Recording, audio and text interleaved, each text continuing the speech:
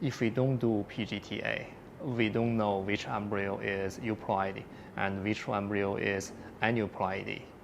But assuming everything else are the same, we're still doing ICSI, then what are the single embryo one-time ET success rate for the different age groups of patients? The answer is that when we transfer the embryos which haven't done PGTA, we get a much lower pregnancy rate, and we get a much higher miscarriage rate, which this is very important because these patients, after become pregnant and finally will end up with miscarriage, they lost their chance to become pregnant and they waste their time. And sometimes after miscarriage, they got complication. For example, you try and syndicate and they cannot conceive again.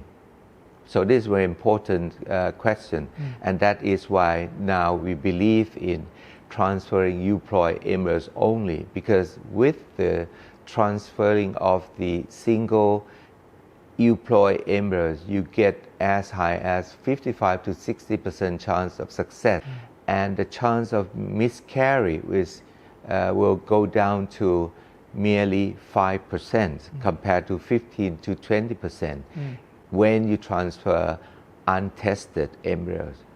So listen carefully. When you transfer untested embryos, you get much lower chance of success, which will be around 35 to 40% compared to 55 to 60% with euploid embryos, and miscarriage rate compare between 15 to 20% to only 5%.